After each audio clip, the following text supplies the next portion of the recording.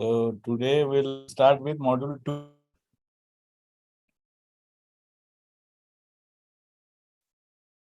And DDC ru जियो से टिके पिला को भी unmute कर दो ना, give them chance to. Sir, unmute अचन समझते. So governance module is current scenario of corporate governance. Basically, we are talking corporate governance, and we will also study models of corporate governance in 3-4 countries.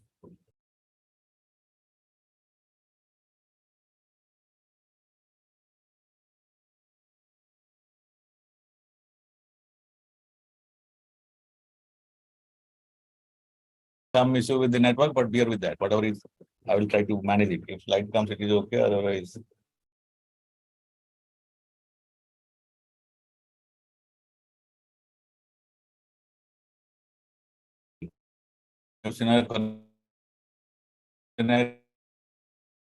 to the main in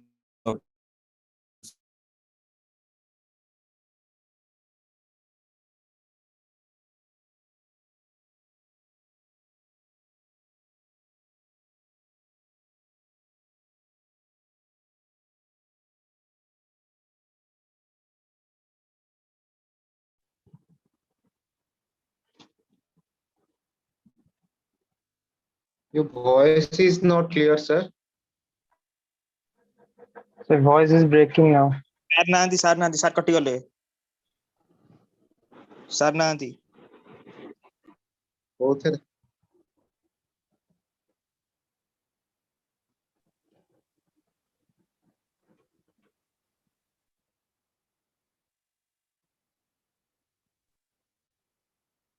एबे सुना जाऊ G network बोधे कटि गेतला मझरे. Yes sir, yes. Now it is clear. Yes, sir. So we'll start with our topics. Am I audible? Yes sir. Yes, sir. Sir आपना host ना दी. पाँच सारथी host अच्छी. Sharing हो नहीं.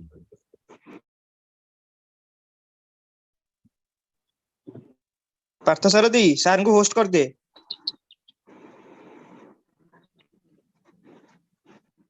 दीपक ना किए ना Ashwini who is helping today?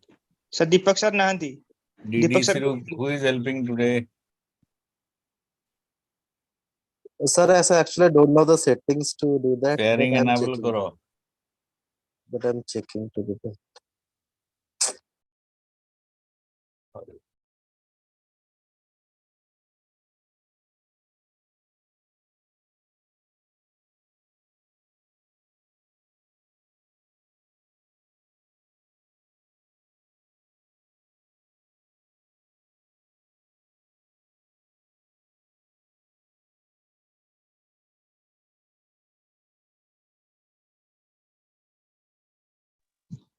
Hella sir Hella.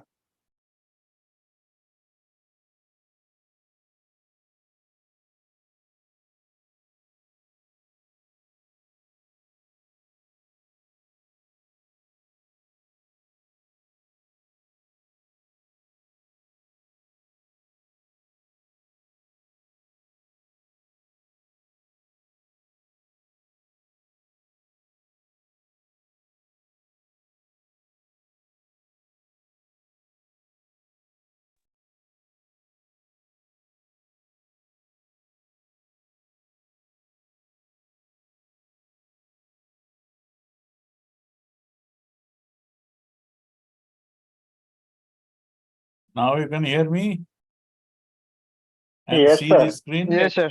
Yes, sir. Yes.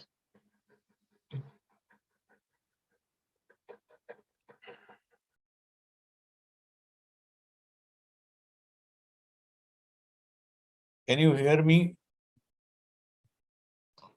Yes, sir. Yes sir. Can you hear Yes, me sir, and yes, see the sir. screen? Yes, sir, yes, sir. Yes, sir. It's loud and clear, sir.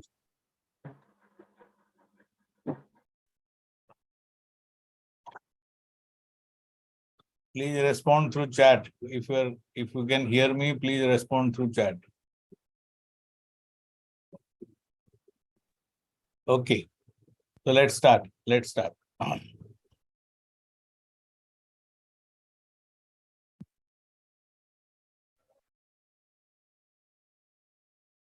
think yesterday when we were talking of historical perspective of corporate governance, we have seen that it has started in 1990s after the stock market scandal, which is known as Harshad Mehta scam. And India is one of the largest market with 20 million shareholders, and now it has increased. I have given some old figures, but it is still more. And CII, I think all of you must be knowing, CII is Confederation of Indian Industries.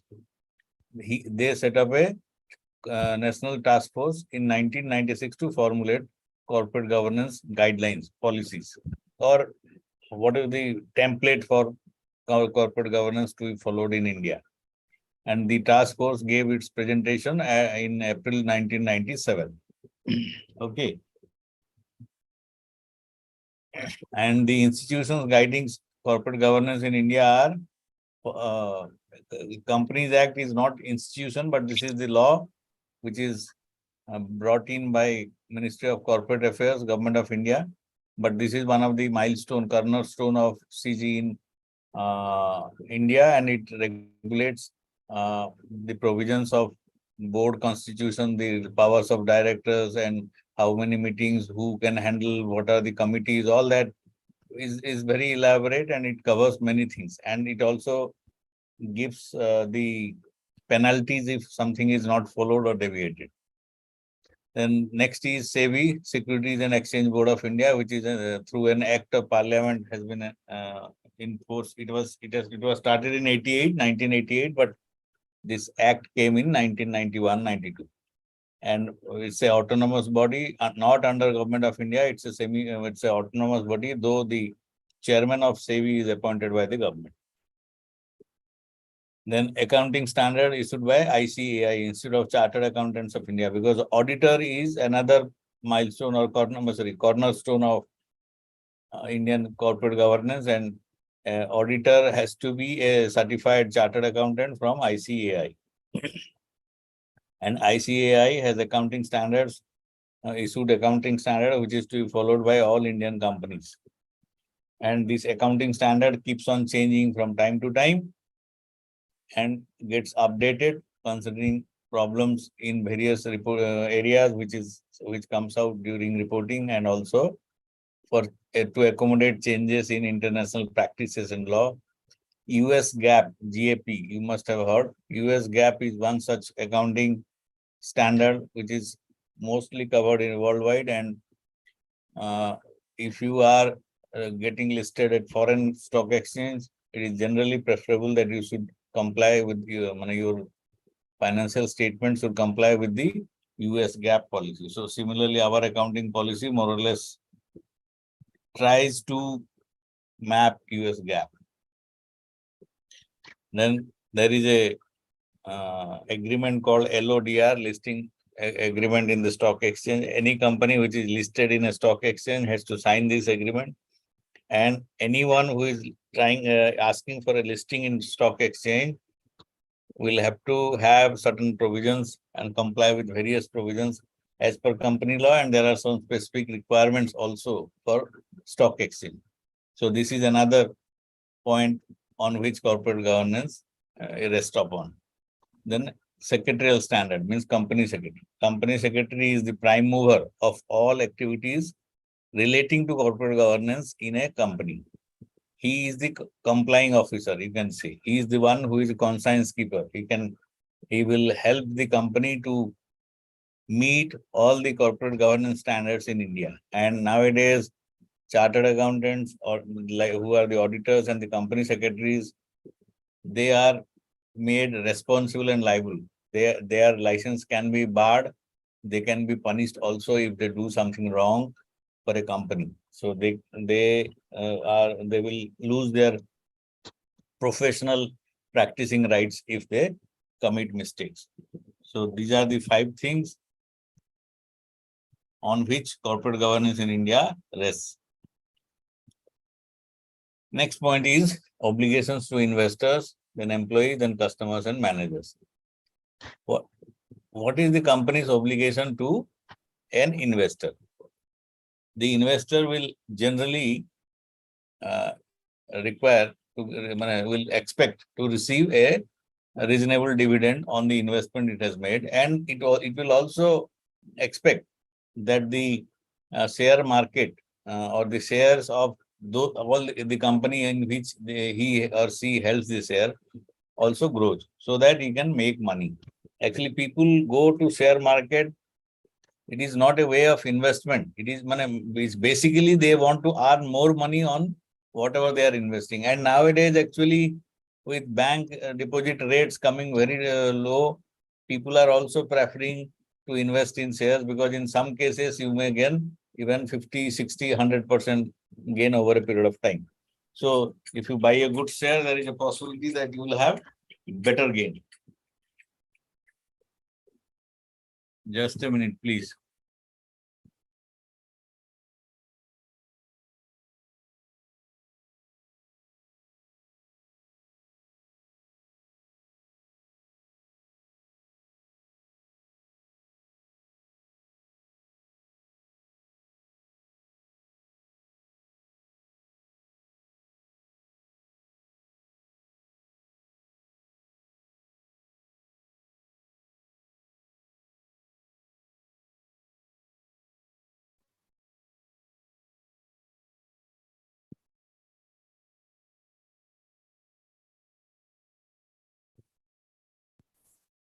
The shareholders expect a dividend, reasonable dividend, and that is the obligation of the company to give dividend.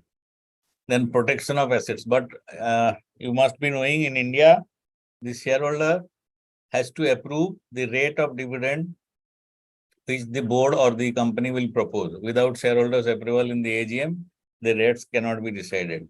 In UK, that is the same policy, but in the US, the board decides, the shareholder doesn't have any say.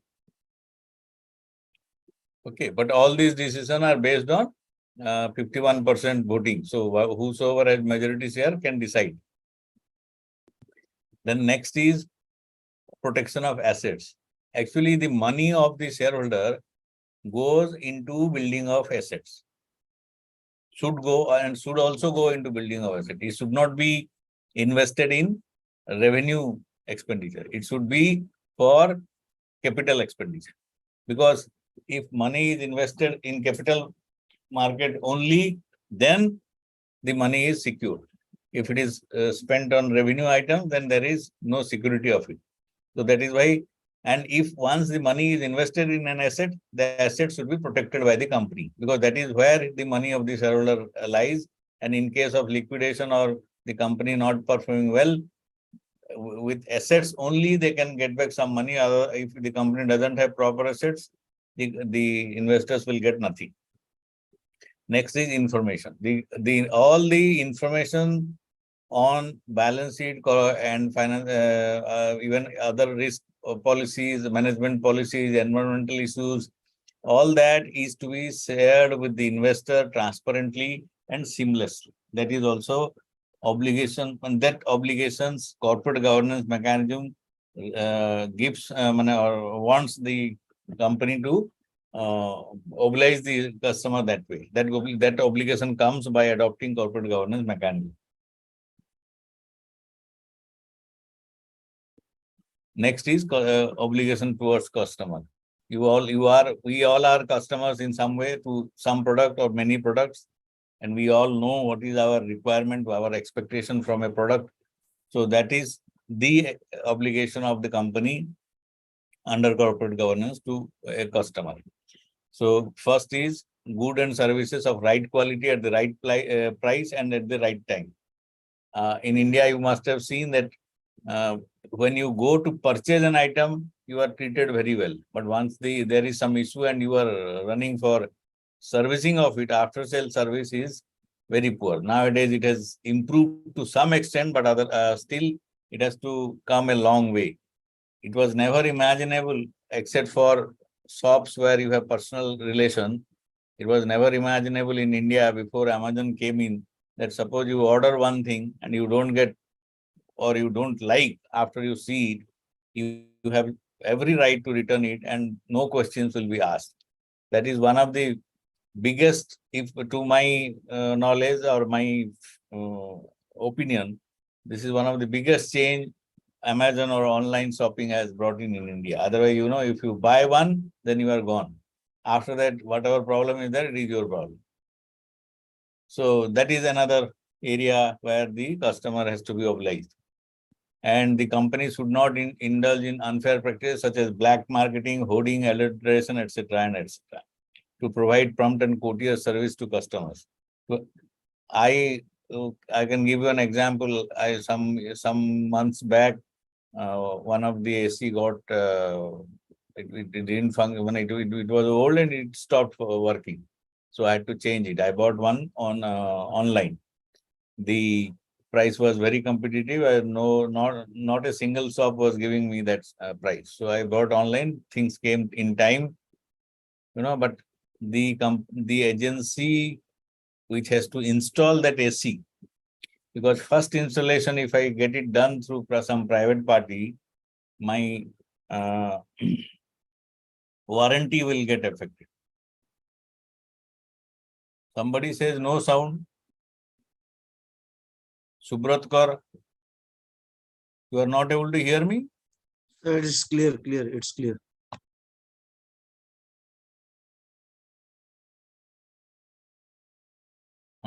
So at Subrat Kaur, no sound means when I muted my mic for some time. So I think that is the time you may have witnessed no sound. But I saw a chat, so I thought, what is that? So prompt and courteous service to customer is one of the biggest challenge in India till date. And to handle customer grievances carefully, it should not be just, I can give another example. Subrat Kumar, you have written no sound. Now you are saying not me, sir. Okay. Now, the chat is saying Subrat.Kumar. That is why I took your name, because I cannot see anyone. So then another example is there. I had a freeze. These are all this time we had tremendous heat and many things went wrong, old things. So, I got, for that freeze, I got somebody. That fellow, for nothing, he changed a PCB for 20,000 or something. And the problem was not solved. And 2 days back, after that, again, when the problem, I called him, he said, sir, switch off your freeze for 24 hours and it will work properly. Because the ice is inside and it will, once it melts and all that, everything will be over. He could have told me before asking for replacement of the spare, because for giving this advice, he will not gain anything. It is only 500 rupees or 700 rupees, which I had to give for visit. But this is where actually the problem of after sales service is there. And another thing is, like, we are today we are facing one of the biggest challenges, plastics, issue of plastics. And the only way I think we can stop use of plastic is if you stop producing that. But as we know, as it is similar to drugs and country-made liquors and all that, whichever is banned or something which is not good, still they are being produced and people are consuming that and they are getting affected by that, badly affected by those. So everywhere there is an issue. So the obligation of the company is not to get into such activities. Next is obligation towards employees. Many of you are employees, or maybe all of you are employees. So you must have a very good knowledge what you to expect from your employer. Fair wage, that is very correct. Everybody expects a good pay, reasonable pay, because to take care of him and his family. Similarly, when he or she grows in our posts and in the company, he also expects some extra money, extra increment, extra benefits. So that is also another area where the company CG ensures that you are favorable towards company. May not be favorable, but you are equitably looking at the employees. Then adequate benefits. Benefits should be adequate to like housing, insurance cover, medical facilities, retirement benefits, all that should be there. Office conditions are also one of the important things. I don't know if any one of you is aware, in 1980s, there was a syndrome. Syndrome means it's a combination of effects, or it is a disease in a way, you can say, but it is not caused by any virus or bacteria. It is by the conditions it happens. So there was this disease called office building syndrome in UK, because in those countries, air conditioning is there in every office. There is no fresh air. And because there is no fresh air, and people lived in their offices for quite long time. There were some health complaint like headache, itching of eyes and all that.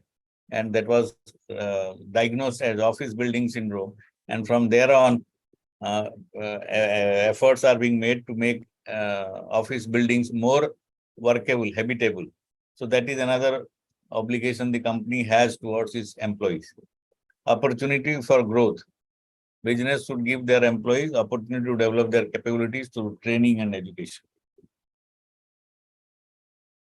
Recognition of workers' right, allowing the workers to make union and put up their demand. That is a good thing. But in India, unions have ruined many companies. So that is again, there has to be a balance between that. And cooperation. The business must win the cooperation of the workers by creating the condition in which workers are willing to put forward their best efforts towards the common goals of business. So there has to be a win-win situation for both the employer and the employee.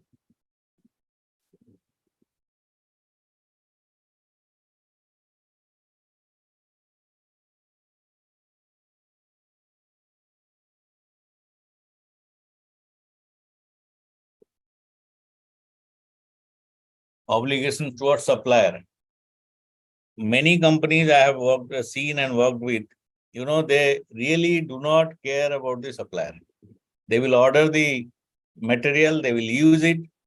But I have seen companies, bigger companies, except for good companies like Tata's and others, where your money is always blocked. Even in Tata's also, in some companies, you supply something, then you get some payment, but you don't get full payment, then you get another order, and that is on. And all the time, the supplier will be having something pending. It is generally not seen that the supplier's dues are clear totally. And there are many issues. In some cases, an emergency, you being a supplier and you want your retain your customer, they will ask you to give something on emergency basis. Then there may be issues with their internal approval, and you will be left with nothing. You have to just wait, and you may not get payment. So these are all the things which should not be there, and corporate governance ensures these obligations. And I also seen in project, if you make suppliers place order on suppliers, but do not pay them on time, there is every possibility that there will be delay in your project activities, and project delays can bring in more cost to your company. So that is why you have to be very careful with suppliers. And in bigger companies like Tata, they also ensure that their suppliers follow some minimum business ethics and corporate governance guidelines. They take an undertaking from their suppliers. Once you get registered with them, they will make you follow minimum rules, even for benefit of the supplier's employee. If you do not have APF, you cannot supply to Tata. If you do not have normal ESI policies, you cannot, for your worker, you cannot supply to Tata, because they will not allow you to do that. So once you get an order, you have to get into that. Similarly, if you do not have GST, you will not be allowed. So the bigger companies, they ensure that corporate governance is even implemented in supplier side. But first and foremost, if there is a supplier, you have to take care of it. Then next point is landmarks in corporate governance.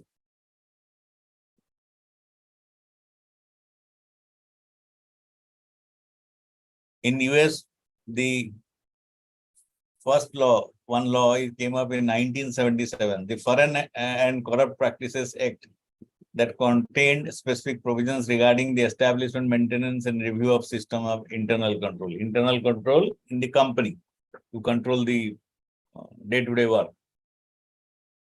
Then Securities and Exchange Commissions of USA, it came in 1979. In India, it was 1992, 91, 92, but in US, it came in 1979. And the difference in US and Indian system is, in US, it is a department under the government, and in India, it is a autonomous body. Committee of Sponsoring Organization, COSO, was formed in 1985 to sponsor the National Fraudulent Financial Information Commission, the Tradeway Commission, which wanted to systematize or streamline the financial reporting of companies to avoid frauds. This commission was formed to identify the main causes of misrepresentation in financial reports and to recommend ways of reducing incidents thereof. So these are landmarks in corporate governance in the US. The Tradeway report published in 1987 highlighted the need for a proper control environment, independent audit committees, and proper internal audit function, and called for published reports on the effectiveness of internal control. You must have heard about annual reports. If you see an annual report of other companies, you will find every chapter having some such heading, like on the effectiveness of internal control. In India also, you have to report how you are handling customer grievances, what is your system of addressing risk, what are the plans for risk mitigation, and all that is to be reported to the shareholder or Yes, to the sir. public who are investing in your company. Yes, sir. It will be And in annual based. UK, the milestone is Cadbury Committee. I think I have told you in first class or second class also. So 1992 it started. The objective of the committee was to help raise the standards of corporate governance and the level of confidence in financial reporting and auditing. Actually, you will see majority of the corporate governance guidelines are relating to financial reporting and board of directors. The way they should operate. Because finance is an area where fraud can take place, and that will harm the company and also the shareholders and public at large. So that is why Cadbury Committee also gave standards for these reportings. And Cadbury's committee's report was submitted in 1992 as Code of Best Practices. It was like a code for corporate governance in UK. The Cadbury Code of Best Practices had 19 recommendations. Then there was another committee in UK, the Paul Ruthman Committee. When this Cadbury Committee came in 1992 and it was the implementation was started, it was found that many of the clauses were very difficult to implement. So Paul Ruthman Committee was a committee under the chairmanship of Paul Ruthman was set, and it diluted some of the provisions of the Cadbury Committee on the grounds of practicality. The effectiveness of the company's system of internal control as stipulated by the Code of Best Practices contained in the Cadbury Committee. So restricted the reporting requirement to internal financial controls only as against effectiveness of the company's system of internal control. So Paul Ruthman Committee made it simpler, and they said you only have to report on internal financial controls. All other controls like other rules and regulation inside the company need not be reported. So it was made easy, like even public relation and even environmental teaching, employee relation, all that earlier as per Cadbury Committee, everything was to be reported, but Paul Ruthman reduced that. It moderated the proposal of Cadbury Committee on the grounds of practicality. It restricted the reporting requirement. The final report submitted by the committee, chaired by Ron Hampel, the committee was started when Paul Ruthman was the chairman, but by the time the report was submitted, Ron Hampel was the chairman. And this, the final note was extension of directors' responsibilities to all relevant control objectives, including business risk assessment and minimizing the risk of fraud. So directors were made responsible for risk assessment and mitigation. actually risk assessment is as a board of director, you have to foresee, you have to understand what can be the risk of some situation, or like, today we are on the verge of adopting AI in many of the areas. Now, today, I think in some newspaper or in some article I read that AI may be again a threat to employment. Some of the employees or some of the posts can be abolished by using AI. Now, this is another challenge. So the company has to, or the board of directors have to foresee all this. Similarly, there is a restriction now, the restriction of emission in vehicles. There is restriction of use of various materials in various construction business and others. So all that the board of directors has to foresee so that the money invested by the shareholder is safeguarded. So that is one area of risk assessment and risk mitigation. So this Paul Rothman committee made it mandatory for the directors to be responsible for risk management. Then another committee in UK is Greenbury Committee. That was Cadbury Committee, now it is Greenbury. This committee was set up in January 95, 92, then 90, then in between, and the Greenbury is 1995. And it identified practices by the Confederation of British Industry, CII. I have told you, Confederation of Indian Industry. So similar thing is CBI. In determining directors' remuneration and to prepare a code of such practices for use of public limited companies. So the Greenbury Committee brought in the issue of directors' remuneration. In India, as per Company Act 2013 and earlier also for amendment, there is a limitation on how much money can be paid to the chairman, the MD, and the directors. So in 1995, the Greenbury Committee brought that into UK. And it made necessary at least to make 4 subcommittees. And then remuneration committee, disclosure, remuneration policy, and service contracts and compensation. The committee produced the Greenbury Code of Best Practices, which was divided into 4 sections, and it was like remuneration committee has to be there on the subcommittee of the board. Then what are to be disclosed, what are to be given, then remuneration policy and service contract and compensation. Service contract and compensation is relating to employees. So that was the area where Greenbury Committee recommended. To the extent practicable, this Greenbury Committee recommendation was given, the companies were given an option that they can adopt this code to the extent practicable, that they should make annual compliance statement, and that their investor situations should use their power to ensure that their investor institutions should use their power to ensure that the best practices is followed. So the investors can make group and try to influence that the company follows best practices in corporate governance. There was another committee through the chairmanship of Hempel. It was set up in 1995 to promote high standards on corporate governance, both to protect investors and preserve and enhance the standing of companies listed in London Stock Exchange. The auditors should report on internal control privately to the directors. The directors maintain and review all controls.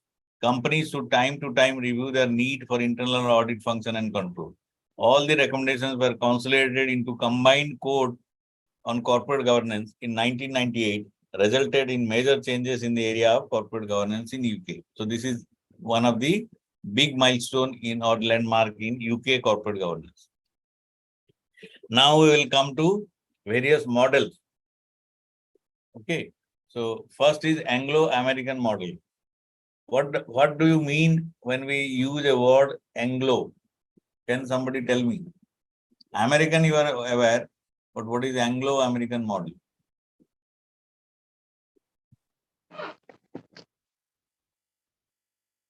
Christian community में Anglo Any idea? Christian community में एक DAV Anglo school, Anglo-Vedic school, that is Dayananda Anglo-Vedic school. What does it mean? It means Anglo, some sir, Vedic Anglo is standards with English medium, something like that. So Anglo always brings in an UK connect. And this Anglo-American model means a model which is followed UK, US, Canada, India, or more or less. India is not exactly what this model is, but more or less they try to follow similar things. But this is basically a dominant American. UK follows a little different, though the name is Anglo-American model. And it is basically followed totally in Canada and USA. So here, the shareholders elect the board of directors, which is there in India also. And the basic point of or the uniqueness of this model is these managers are different from board of directors. These managers insulate the board of directors from the functioning of the company. These managers are liable to regulatory and legal system, not the investors or board of directors. Or board of directors to some extent, but basically managers are made liable. So if you remember yesterday, we read about agency theory. So agency is the board of directors and the officers are agents of shareholders, and even the officers are also agent of the board of directors. So here there is a cost of agency by the salary or whatever expenses these people incur on these people, and that cost is the shareholder bears that cost to make itself insulated from regulatory hassles. Now let us see what are the unique points of US model. In US, the shares are owned by individuals and institutional investors not affiliated with the corporation, known as outside shareholder or outsiders. In this model, the investors contribute capital and maintain ownership in the enterprise while generally avoiding legal liability for the acts of the corporation. Investors avoid legal liability by ceding the management control of the corporation and paying management for acting as their agent in running the affairs of the corporation. The cost of this separation of ownership and control is defined as agency cost, which comes under agency theory. And I have given you examples of Satya Nadella, Sundar Pichai, and many others. In US, the shares, this I think we have done. Next is the board of directors of most corporations in US that follow the Anglo-US model includes both insider and outsiders. Insider are the executive directors. They are directly employed in the company, and outsiders are not direct relationship with the corporation. The insiders are known as executive director, and outsider non-executive director or independent director. This concept is also applicable in India, and it's a one of the good concept of corporate governance in India. Then here US, because the one of the USP is unitary board model. Actually, when we go to Germany, you will see there are two boards, which is only unique to Germany, not to anyone else. So there are two boards in German model, but in US model there are only one. There is only one unitary board model. All directors participate in the board meeting. Shareholders oriented. This whole CG is to ensure the interest of shareholders to the maximum extent. This is followed by US, UK, Canada, Australia, and Commonwealth countries, including India. But India has a hybrid CG. Like our constitution, we also have a hybrid. We have adopted good things from various other countries. Companies run by professional managers, clear separation of ownership and management, comprehensive disclosure norms. UK and US boards are generally smaller than boards in Japan and Germany. Here there is in India there is a restriction of numbers, but in US there is really no restriction by law, but they limit their ownership.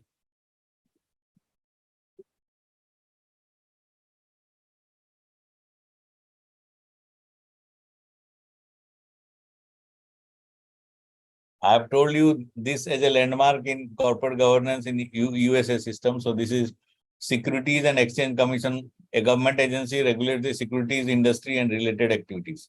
Financing part in the companies, equity or investment in companies is monitored or regulated by Securities and Exchange Commission of US.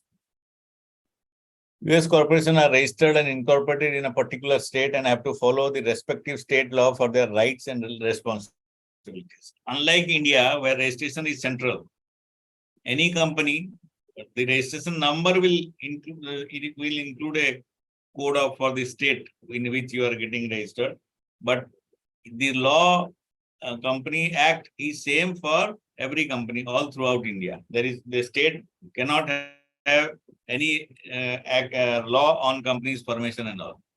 So, but in US, every state has its law. So, a company which is operating in one state may also have to do certain extra things if it wants to operate in another state of US.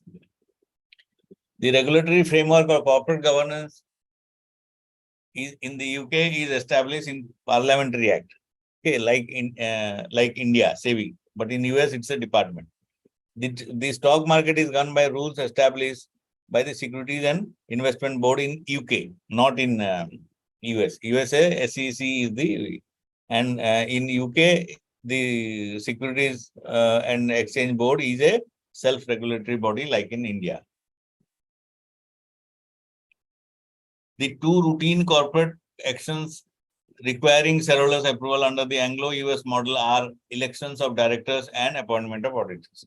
So in the AGMs or in the board of director meeting or the annual general meeting, the shareholders are at least required to vote on elections of directors and appointment of auditors. This is the minimum one. Beyond that, any extraordinary items like change in business or inclusion of a new business, merger, acquisition, all that extraordinary things also require approval of the shareholder. But general routine work, you need not have approval of the shareholder. Non-routine corporate actions which are also require shareholder approval includes establishment or amendment of stock option plan, merger, takeovers, restructuring, and amendments to article of incorporation. There is one important distinction between US and UK. In the US, shareholders do not have the right to vote on the dividend proposed by the boards of directors. In the UK, the shareholders do vote on a dividend proposal. So that is the basic difference. But otherwise, the model in UK and US are same. Overall same. Next is German model. This is one of the unique corporate governance model and only seen in Germany, not anywhere else. You will see Japanese model is also unique in another way. So here, there is a supervisory board. There are two boards. There is a supervisory board and the second is a management board. Now, to the supervisory board, employees and labor unions elect 50% of the directors. In US, UK, it was shareholders who were electing directors. But in Germany, employees and labor unions, they appoint 50% and shareholders appoint another 50%. Shareholders are. And the uniqueness of German thing is this number of the percentage of directors by employee union and others is not uniform throughout the size of the company, but bigger companies have to have 50%. Smaller companies can avoid having employees and labor unions in their board of directors. But shareholders are, in Germany, the shareholders are mainly the banks, the central banks who invest in a company, and they are also participating in the day-to-day operation of the board in the company as a member of the supervisory board.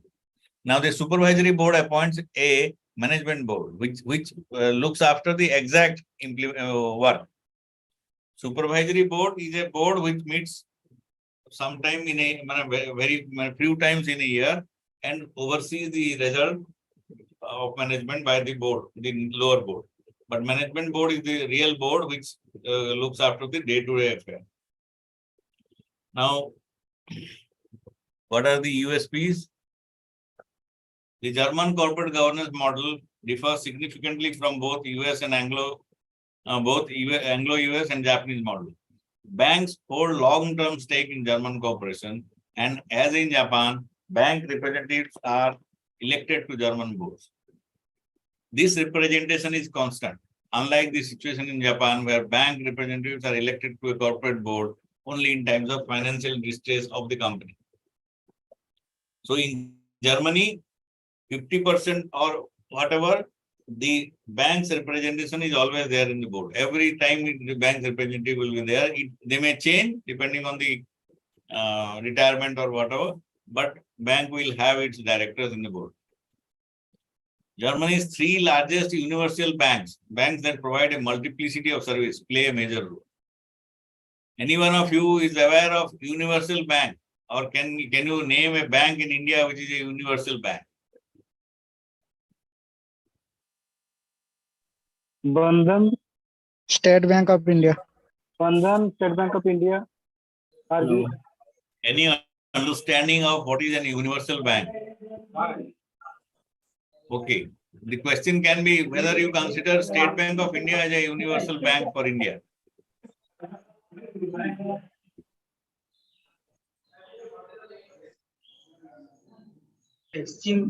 No idea. Okay. But in India, actually there are no universal banks. In the sense, there are full banks, full-fledged banks. But in India, the bank cannot hold any share in any corporation. The bank can give loan, but for advising on capital issues or anything other than that, the bank cannot do that, because in India, the bank's subsidiary or some other company can be an advisor for market shares and issues and all that. So in case of SBI, you have a subsidiary company called SBI Capitals. It is the one who guides the companies for raising capitals. But bank can give only loans in India and do banking work. They cannot be involved in day-to-day commercial operation of this raising of funds and all for. They can give loans, but they cannot participate in equity and others. Universal banks are banks who do everything for the company, right? Like they can give loan, they can raise funds, but and they can even help in public issue. But please note that because banks are involved in the day-to-day operation or they are in the board, in Germany, the market size of free share trading is very limited. Because whatever money the bank invests in a company, the share it is taking, and it is only earning the profit. There is generally very little trading in shares. So the stock market is very small in Germany. And public holders are also not there. In some part of Germany, public sector banks are also key shareholders. The German model prescribes 2 boards with separate members. 2-tiered board consists of a management board composed entirely of insiders, that is, executives of the corporation, and a supervisory board composed of labor, employee representative, and shareholders representatives. The 2 boards are completely distinct. Supervisory board is the main board. It can dismiss or appoint management board. Suppose supervisory board finds that the management board is not doing its work properly, then it can dismiss it and reconstitute it. But management board cannot take any action on a supervisory board. Supervisory board is the superior board. No one, and in Germany, you cannot serve in both the boards. You can't be there in the supervisory board, you can't be, and at the same time, you will be there in the management board. No, that is not allowed. So you have to be on one board only. The supervisory board appoints and dismisses the management board. It also approves major management decisions and advises the management board.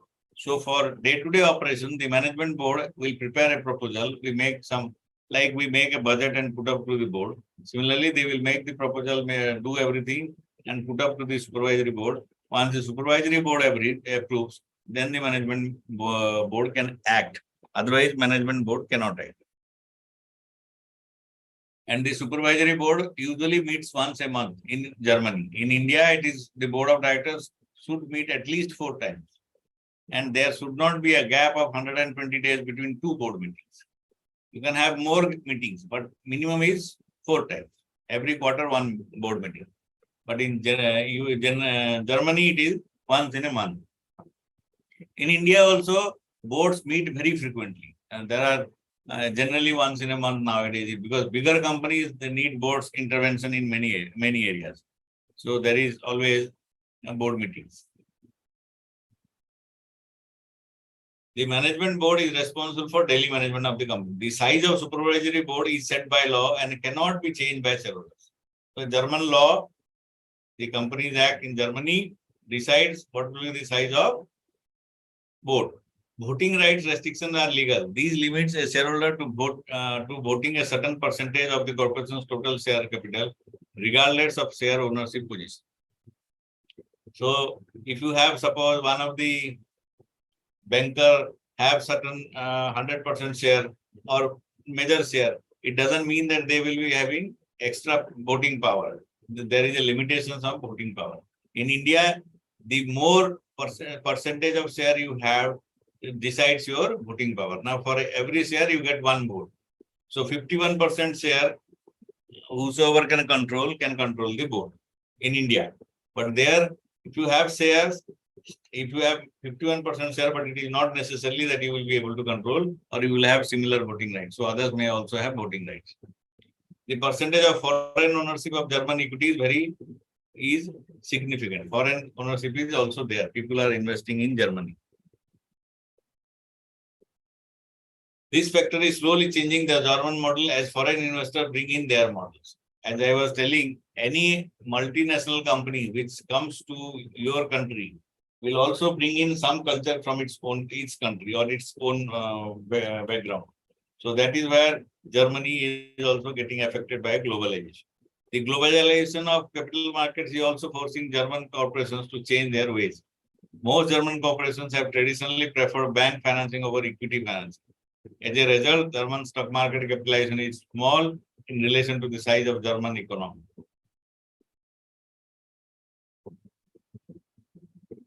I think we'll, with Germany model, we'll stop. Next class, we'll go into other models. Furthermore, the level of individual stock ownership in Germany is low, reflecting Germany's conservative investment strategy. It is not surprising, therefore, that the corporate governance structure is geared towards preserving relationship between banks and corporations. The system is somewhat ambivalent towards minority shareholders, allowing them scope for interaction by permitting shareholders' proposals, but also permitting companies to impose voting rights restrictions. So, minority shareholders may not have much say in in German model, but they can air their views because there is a company has a right to restrict their voting rights depending on the shareholding and all. It is not a proportional voting rights for your share. German banks and to a lesser extent corporate shareholders are the key players in German corporate governance system. Actually, in Germany, in Japan also, banks and corporations can have shares. In India, you can have a subsidiary, but you cannot buy a company cannot buy stock in another company. LIC or GIC, they can invest in other companies because they are government bodies, they are not companies, as per Companies Act, they are of a different type. But a company like Vedanta or Adani or Reliance, they cannot buy shares of another company. In India, if you see the owners or the promoters, they through their own money can buy and merge their another company. But the company directly cannot buy any share of another company in India. But in Germany and Japan, corporates can hold share in another corporate. Similarly to the Japanese system, banks usually play a multifaceted role as a shareholder, lender, issuer of both equity and debt, depository, custodian, bank, and voting agents at AGMs. At one point of time, the three largest German banks, Deutsche Bank, Dresdner Bank, and Commerzbank, held seats in the supervisory boards of 85 of the 100 largest corporations. So you can imagine how much finance they have given to the companies. In Germany, corporations are also shareholders, sometimes holding long-term stakes in the corporations, even where there is no industrial or commercial affiliation between the two. Means any company can buy a share in another company to seeing the profit. If suppose you are not in the same business, still you can invest in another company like an individual who is investing in share market. So that is allowed in Germany. In India, it is not allowed. In Japan also, it is allowed. This is somewhat similar but not parallel to the Japanese model, yet very different from the Anglo-US model where neither banks nor corporations are key institutional investors. The mandatory inclusion of labor employee representative on larger German supervisory board is also a unique feature of German model. Foreign investors are the next significant shareholders after banks and corporations. The ratio of total shares held by banks and corporations to that of individual investors and institutional investors is in the range of 15:1. It means the individual investors or institutional investors in German share market are very few. I don't know how many.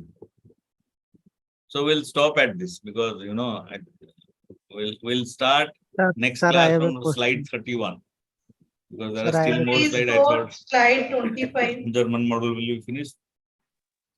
Sir, I have a So question. I'm stopping sharing now. If anybody has any question, if Sir, I have a question. Hello. Slide 25, please. our coordinator can allow people to speak. We have 2-3 minutes. We can discuss. अरे or भाई we'll report close. दिया सब चलो Anyone Sir, I have a question. Hello. wants to know anything? Ask anything.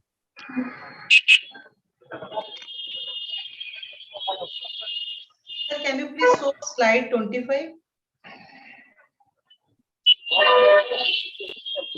Slide 25. Yes, sir.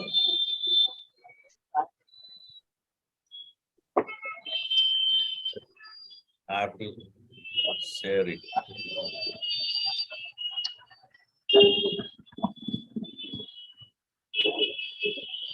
Yeah.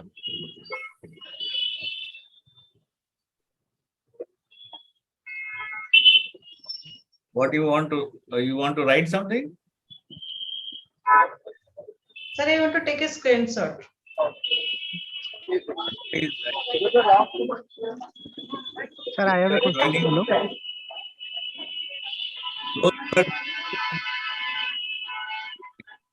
Necessarily getting disturbed by horns and all. Some etiquette should be maintained. If I know you are having some attending through mobile and all, please switch off your mic when you are driving or doing something. It is Sir, I have a unfortunate. question. Hello. Sir, Sir, this is Pawan. Hello. Hello. Sir, I have a question. What is your point of view on German model? Is it good or bad? you want my point of view on German system? Yes, sir. Yes, sir. See, if you see the way they operate, it is a good condition. But put that similar work in India, it will fail. In India, I don't know if are you driving? Tonbe sir. Why can't you switch off mic if you are driving? That is why your DDC people, they are muting everyone.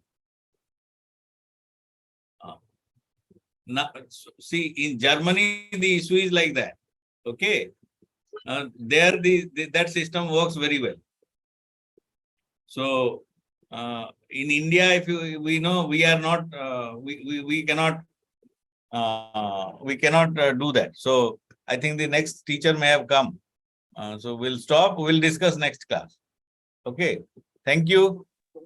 Okay, sir. Thank you.